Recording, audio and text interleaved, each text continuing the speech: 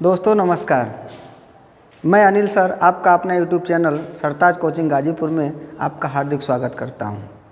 आज हम लोग एक स्पेशल टॉपिक पढ़ने वाले हैं जिस टॉपिक का नाम है सर्वनाम। और सर्वनाम से पहले आप थोड़ी सी बात जान लें। जैसे शब्द को ही पद कहते हैं और वर्णों का वह समूह जिसका निश्चित अर्थ निकलता है वो शब्द होता है। स्वतंत्र रूप से उच्चारित होने वाला वर्णों का समूह ही शब्द कहलाता है। वही शब्द जब वाक्य में प्रयोग हो जाता है तो वो शब्द बन जाता है पद। और पद 5 प्रकार के होते हैं, जिसमें पहला होता है संज्ञा, दूसरा सर्वनाम, तीसरा क्रिया, चौथा विशेषण और पांचवा होता है अव्यय। तो उसी पद के भेद में हम एक टॉपिक लेके आए हैं जिसका नाम क्या है, सर्वनाम। तो सर्वनाम के बारे में डिटेल पूरा लिखा हुआ है। तो चलिए स्टार्ट करते हैं वीडियो स्टार्ट करने से पहले आप लाइक बटन को प्रेस करें और उसके बाद आप वीडियो देखना स्टार्ट करें। चलिए, तो सर्वनाम का अर्थ क्या है? तो सर्वनाम का अर्थ है सबका नाम, यानी सर्वधन नाम। सर्व माने सबका, नाम को नाम ही रहने दीजिए, अर्थात नाम का मतलब संज्ञा होता है। यानी सर्वनाम का शाब्दिक अर्थ होता है सबका नाम। और कार्य क्या होता है इसका, यानी परिभाषा क्या है इसकी? तो संज्ञा के स्थान पर प्रयोग होने वाले शब्द क्या कहलाते हैं? सर्वनाम कहलाते हैं। और सर्वनाम का एक दूसरा भी नाम है, ये नाम है संज्ञा प्रतिनिधि। यानी संज्ञा प्रतिनिधि सर्वनाम का दूसरा नाम है संज्ञा प्रतिनिधि। और यह प्रभाव किसके ऊपर डालता है, यानी सर्वनाम का प्रभाव किस पे पड़ता है? तो कारक और वचन के ऊपर पड़ता है। और किसके ऊपर प्रभाव नहीं पड़ता है? तो लिंग के ऊपर प्रभाव नहीं पड़ता है। और कारकों में जो संबोधन कारक है उसमें सर्वनाम का प्रयोग नहीं होता है, यानी कारक में साते कारक का सर्वनाम के रूप में प्रयोग होता है। यानी लिंग का प्रभाव नहीं का मतलब चाहे पुल्लिंग के लिए वह लिखिए चाहे स्त्रीलिंग के लिखिए, यानी वह परिवर्तित नहीं होता है। यानी लिंग में सर्वनाम का कोई प्रभाव नहीं होता, लेकिन कारक और वचन में होता है। तो फिर सर्वनामों की संख्या की बात करें तो 11 और सर्वनाम की भेद की बात करें तो 6। बड़ा ये घुमा देता है, यानी प्रश्न गलत हो जाते हैं। याद करें, संख्या पूछे तो 11 और भेद पूछे तो 6। और पुरुषवाचक के भेद पूछे तो कितने? 3। कौन कौन? उत्तम पुरुष, मध्यम पुरुष और अन्य पुरुष। चलिए शुरू करते हैं, थोड़ा सा समझिएगा। जैसे संज्ञा की परिभाषा में आता है कि व्यक्ति, वस्तु, स्थान और भाव, यानी किसी व्यक्ति, वस्तु, स्थान, भाव के नाम को ही क्या कहते हैं? संज्ञा कहते हैं। और उसी संज्ञा के स्थान पर प्रयोग होने वाले शब्द को क्या कहते हैं? सर्वनाम कहते हैं। तो चलिए देखते हैं, बात करें जैसे लिखा है कि राम जाता है, राम जाता है। अब इस राम जाता है में अगर पुरुष की बात करें तो कितने पुरुष हैं? तो देखने से आपको लगेगा, कहेंगे एक पुरुष है कि 2 पुरुष है कि तीनों पुरुष हैं। तो वास्तव में देखा जाए तो इसमें 3 पुरुष हैं, एक कहने वाला, एक सुनने वाला और जिसके बारे में बात कहा जाए वो। तो इस छोटे सेंटेंस में 3 पुरुष हैं, यानी राम के बारे में कहा जा रहा है, कहने वाला कोई और होगा, सुनने वाला कोई और है और जिसके बारे में कहा जाए वो कोई और है। चलिए देखते हैं। तो वास्तव में जब संज्ञा से ही काम चल जाना था तो सर्वनाम क्यों आया? तो सर्वनाम क्यों आया? तो देखिए, अगर हम इसे सेंटेंस बनाए कि राम जाता है, राम पढ़ता है, राम दौड़ता है, राम घर से वापस आता है, तो हमेशा नहीं राम शब्द नहीं संज्ञा शब्द बार बार आ रहा है। तो संज्ञा शब्द का बार बार आना, एक ही संज्ञा शब्द का बार बार आना वाक्य नीरह जान पड़ा। इसीलिए उसके स्थान पे एक शब्द आया जिसका नाम क्या है? सर्वनाम। तो मतलब सुनिएगा कैसे? जैसे संज्ञाओं की पुनरावृत्ति को रोककर, संज्ञाओं की पुनरावृत्ति को रोककर वाक्य को सौंदर्युक्त बनाने की कला ही क्या कहलाता है? सर्वनाम कहलाता है। यानी संज्ञा का बार बार आना, वाक्य नीरस जान पड़ना, उसी नीरसता को सरसता में बदलने के लिए उन्हें संज्ञा के स्थान पे कौन सा शब्द आ गया? सर्वनाम आ गया। अब परिभाषा की बात करें तो आप जानते हैं कि संज्ञा, सर्वनाम, क्रिया हुआ या विशेषण हुआ, ये विकारी शब्द हैं। तो कह सकते हैं कि वे विकारी शब्द जो संज्ञा के स्थान पे के बदले में रखे जाते हैं, प्रयुक्त होते, वही क्या कहलाते हैं? सर्वनाम कहलाते हैं। तो सर्वनाम की परिभाषा आप समझ गए होंगे। अब संख्या की बात करें, संख्या कितनी होगी? 11। क्यों संज्ञा के स्थान पे सर्वनाम का प्रयोग करना आवश्यक हुआ? तो आप समझ गए होंगे, क्योंकि संज्ञा का बार बार आना वाक्य नीरसता जान पड़ा, इसीलिए संज्ञा के स्थान पे एक शब्द आया जिसका नाम क्या है? सर्वनाम। और सर्वनाम का दूसरा नाम है संज्ञा प्रतिनिधि। प्रश्न पूछता है कि किसके ऊपर संज्ञा सर्वनाम का प्रभाव नहीं पड़ता है? तो किसके ऊपर? लिंग के ऊपर। सर्वनाम में किस कारक का प्रयोग नहीं होता है? तो संबोधन कारक का, यानी सर्वनाम में केवल 7 ही कारक का प्रयोग लाया जाता है। अब संख्या की बात करें। संख्या 11, यह वह तू मैं कुछ कोई कौन क्या जो सो आप। और यही 11 सर्वनाम कितने भेद में बंट गए? 6 भेद में बंट गए। जो पहला भेद है पुरुषवाचक, दूसरा निश्चयवाचक, तीसरा अनिश्चयवाचक, चौथा प्रश्नवाचक, पांचवा संबंधवाचक और छठा निजवाचक सर्वनाम है। तो हम बारी बारी से चर्चा कर दें इसके ऊपर। तो पहला पुरुषवाचक सर्वनाम। तो पुरुष किसे कहते हैं? तो बात को कहने वाला, बात को सुनने वाला, जिसके बारे में कुछ बतलाया जाए, जिसके बारे में बात किया जाए, उसके लिए जिस सर्वनाम का प्रयोग करते हैं उसी को क्या कहते हैं? पुरुषवाचक सर्वनाम कहते हैं। जैसे बात कर लें, वह पढ़ता है, वह पढ़ता है। अब कोई कह रहा है, जैसे मैं कह रहा हूं तो मैं क्या हो गया? उत्तम पुरुष। जो सुन रहा है वो क्या हो गया? मध्यम पुरुष। और जिसके बारे में बतला रहे हैं वो क्या हो गया? अन्य पुरुष हो गया।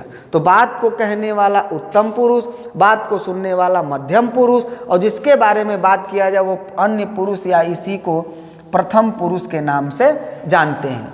तो उत्तम पुरुष में आ गया मैं, मध्यम पुरुष में आ गया तू, और अन्य पुरुष में आ गया यह वह। अब देखिए, ये एक वचन है, इसका बहुवचन बनाएंगे तो हो जाएगा हम, इसका बना देंगे तो हो जाएगा तुम सब या तुम, फिर आप इसी में आता है, तू तुम आप। फिर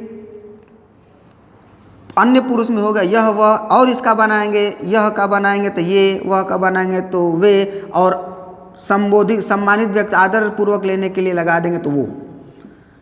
ये है अन्य पुरुष में, यानी जिसके बारे में कुछ बतलाया जाए उसके लिए जिस सर्वनाम का प्रयोग करते हैं वो अन्य पुरुष में, जिससे बतलाया जाता है वो मध्यम पुरुष, और जो कहता है, जो बोलता है वो उत्तम पुरुष होता है। तो उत्तम पुरुष में मैं, हम और भी इसके शब्द सर्वनाम शब्द बनेंगे। यानी वास्तव में कहा जाए, अंदर की बात बताया जाए मित्रों, तो होता वास्तव में सर्वनाम केवल 2 ही प्रकार का होता है। एक मूल रूप में होता है, एक संयुक्त यौगिक रूप में होता है। तो मूल रूप में आप देख सकते हैं कितने हैं? मूल रूप में 11 हैं, और इसी से कुछ जुड़ के और भी सर्वनाम बनते हैं जो यौगिक सर्वनाम में जाते हैं। वही होता है कि तू, तेरा, तुम्हारा, तुमसे, तुमसे, हम सब आदि बनता है।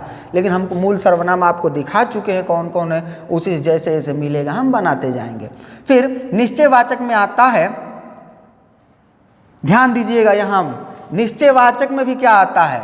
यानी यह वह, ये वो, ये आपका भी निश्चयवाचक में आता है। अनिश्चयवाचक में आता है कुछ कोई, और प्रश्नवाचक में आता है कौन क्या, और संबंधवाचक में आता है जो सो, और आप आता है निजवाचक में। ध्यान देने की बात है। देखिए, यह वह, ये वो, ये पुरुषवाचक के अंतर्गत अन्य पुरुष में भी आया है, और यही यह वह, ये वो आपका निश्चयवाचक में भी आया हुआ है। फिर यहाँ देखें, आप मध्यम पुरुष में भी आया हुआ है, और आप निजवाचक में भी आया हुआ है। तो यहाँ दिक्कत ये होगी कि आखिर में किस में डालें?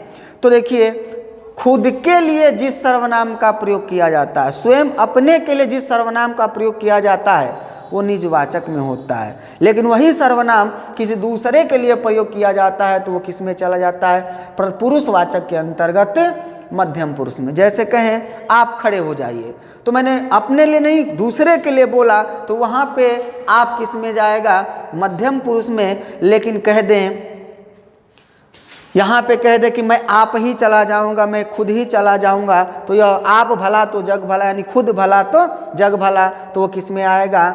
यानी खुद के लिए जिस सर्वनाम का प्रयोग करेंगे तो निजवाचक में, वही आप अगर दूसरे के लिए प्रयोग करेंगे तो पुरुषवाचक के अंतर्गत मध्यम पुरुष में। बात समझ में आ रही होगी मित्रों। अब देखिए सबसे बड़ी कंफ्यूजन की बात इसमें होती है यह वह ये वो यह अन्य पुरुष में भी आता है और निश्चयवाचक में भी आता है। इतना ही नहीं, यही चीज़ फिर आगे पढ़ेंगे आप विशेषण या एक प्रकार के विशेषण के रूप में, संकेतवाचक विशेषण, सर्वनामिक विशेषण के भी रूप में दिखाई देगा। तो समझिएगा, व्यक्ति, मैं आपको प्रथम पुरुष के अंतर्गत अन्य पुरुष और निश्चयवाचक के अंतर्गत आपको कन्फ्यूजन दूर करने की बात कर रहा हूँ। जैसे संज्ञा की परिभाषा में आप देख चुके, व्यक्ति, वस्तु, स्थान और भाव। तो भाव को रहने दे, इन तीनों को देखिए। अगर किसी प्राणी व्यक्ति विशेष की बात की जाए, किसी व्यक्ति विशेष प्राणी की बात की जाए, उसके लिए उसके स्थान पे अगर जिस सर्वनाम का प्रयोग करते हैं तो वह किसके अंतर्गत आएगा? अन्य पुरुष के अंतर्गत आएगा। फिर वही यह वह ये वे वो, ये पांचों सर्वनाम, जैसे और भी संयुक्त सर्वनाम बनेंगे, यौगिक सर्वनाम बनेंगे। अगर वस्तु स्थान के, वस्तु या स्थान पर अगर प्रयोग हो रहा है तो वह किसके अंतर्गत आएगा? निश्चयवाचक के अंतर्गत आएगा। जैसे कह दें कि वह पढ़ता है, अब वह पढ़ता है, अब यह वह सर्वनाम किसके अंतर्गत आएगा? या किसी व्यक्ति विशेष प्राणी व्यक्ति के बारे में बात किया है तो किस में आएगा? अन्य पुरुष में। लेकिन फिर कह दें, जैसे कह दें कि यह मेरा घर है, यह मेरा घर है, यानी अब जो यह है वह किसके लिए प्रयोग किया गया है?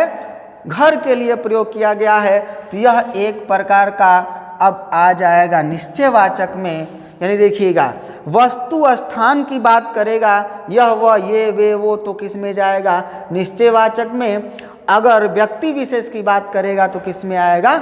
अन्य पुरुष में। ठीक। अब सबसे बड़ी कंफ्यूजन यहाँ यह हो गया कि जैसे इसको अगर हम लिख दें कि यह घर मेरा है, तो अब यह इस घर को संकेत कर रहा है और यहाँ पे यह एक प्रकार का विशेषण के रूप में प्रयोग होगा और वह विशेषण का नाम है सार्वनामिक या संकेतवाचक विशेषण। देखिएगा, यानी यह वह ये वे वो, ये पांचों सर्वनाम अगर किसी व्यक्ति विशेष प्राणी की बात करें तो वहाँ पुरुषवाचक के अंतर्गत अन्य पुरुष में ले जाएंगे। अगर वही यह वह ये वे वो अगर किसी वस्तु स्थान के बारे में बता रहा है, उसके स्थान पर प्रयोग हो रहा है तो आपका होगा निश्चयवाचक, यानी संज्ञा के निश्चित स्थान वस्तु का बोध कराता है तो निश्चयवाचक। और यही संज्ञा संकेत की बात, यही सर्वनाम संकेत करेगा तो वो हो जाएगा एक विशेषण के रूप में सार्वनामिक विशेषण। कहने का मतलब ये है कि ये वाला तो आप समझ गए। इन दोनों में देखिए, यानी संज्ञा के पास सटा हुआ जो सर्वनाम होगा वह सार्वनामिक विशेषण होगा और संज्ञा से हटके थोड़ा सा होगा तो आपका निश्चयवाचक विशेषण सर्वनाम के अंतर्गत आएगा। बात समझ में आ गई होगी। यही इसमें थोड़ा सा दिक्कत है, नहीं तो ये तो बड़ा ही आसान सा टॉपिक है। देखिएगा, यानी प्रश्नवाचक में कहेगा तो कौन क्या ऐसे संबंधित जो यौगिक सर्वनाम बनाएगा वो होगा, और जो सो संबंध को बताने के लिए, संबंध को बताने का मतलब कह दें कि लाठी भैंस, ये लिख दिया लाठी और भैंस, दो पदों के बीच संबंध को बताने वाले सर्वनाम ही संबंधवाचक कहलाते हैं। और यहाँ लिख दें जिसकी, यहाँ लिख दें उसकी। देखिए संबंध बता दिया कि नहीं बता दिया। कह रहे जागेगा पावेगा, तो इसके आगे जागे के आगे हमने लगा दिया जो, और पावेगा के आगे लगा दिया सो। जो जागेगा सो पावेगा। दो पदों के बीच संबंध को बताने वाले सर्वनाम को क्या कहते हैं? संबंधवाचक। प्रश्न बड़ा इंपॉर्टेंट है, पूछता रहता है कि जो कौन सा सर्वनाम है, तो आपका उत्तर होगा संबंधवाचक सर्वनाम। निजवाचक आप समझ ही चुके हैं, केवल हमको इसमें कन्फ्यूजन ये दूर करना था कि आखिर में यह वह पुरुषवाचक के अंतर्गत अन्य पुरुष में भी आया है और निश्चयवाचक में भी यह वह आता है और सार्वनामिक विशेषण में भी आता है, तो आखिर में कैसे होता है तो आप समझ चुके होंगे। पुनः एक बार सुन लें। अगर व्यक्ति विशेष की बात करता है यह वह ये वे वो, तो वह किस में जाएगा? अन्य पुरुष में। अगर किसी निश्चित वस्तु या स्थान के स्थान पे प्रयोग हो रहा है तो यह वह ये वो किस में जाएगा, निश्चयवाचक में। और वही संज्ञा की ओर संकेत करेगा तो वह किसके अंतर्गत चला जाएगा, विशेषण के अंतर्गत। और विशेषण का नाम होगा संकेतवाचक या सार्वनामिक विशेषण। कहीं कहीं पे यहीं पे ऑब्लिक करके लिख दिया जाता है निश्चयवाचक या संकेतवाचक सर्वनाम, ऐसे करके लिख दिया जाता है। तो बात समझ में आ गई होगी, यानी मुझे यही डाउट क्लियर करना था। आशा करते हैं कि आपको पूरा जो भी मैंने बात बताने की कोशिश की आपको समझ में आया होगा। अगर समझ में आया होगा तो इस वीडियो को लाइक शेयर करना न भूलिएगा। आइए पुनः एक बार और चर्चा कर देते हैं, अर्थ की बात करते हैं। सर्वनाम का शाब्दिक अर्थ का बात करें तो सबका नाम, अगर कार्य की बात करें तो संज्ञा के स्थान पे प्रयोग होता है। और दूसरा नाम है संज्ञा प्रतिनिधि, और प्रभाव कारक और वचन के ऊपर होता है। प्रभाव किसके ऊपर नहीं होता है तो लिंग और वचन के ऊपर, और लिंग के ऊपर। और कारक में साथी कारक प्रयोग में लाए जाते हैं, संबोधन कारक का प्रयोग सर्वनाम में नहीं होता है। और संख्या की बात करें तो 11, यह वह मैं तू कुछ कोई कौन क्या जो सो आप। और भी बात करें भेद की तो भेद कितने होते हैं, 6, पुरुषवाचक, निश्चयवाचक, अनिश्चयवाचक, प्रश्नवाचक, संबंधवाचक, निश्चयवाचक। और पुरुषवाचक के जो भेद होते हैं वो 3 होते हैं, उत्तम पुरुष, मध्यम पुरुष और अन्य पुरुष। ठीक है मित्रों, तो आप भली बात ही सर्वनाम से परिचित हो चुके होंगे। अब कहीं से भी प्रश्न आएगा आप कर सकते हैं। कन्फ्यूजन अधिक से अधिक इसी में होता है। आखिर में ये जब अभी तो सर्वनाम पढ़ें, विशेषण पढ़ेंगे तो और कन्फ्यूजन होगा। तो उस कन्फ्यूजन को दूर करने के लिए हमने आपको बता दिया, अगर संज्ञा के सटे अगर सर्वनाम होगा तो विशेषण के अंतर्गत आएगा, और संज्ञा से हट के रहेगा तो वो सर्वनाम किसके अंतर्गत आएगा, पूर्व निश्चयवाचक सर्वनाम के अंतर्गत आएगा।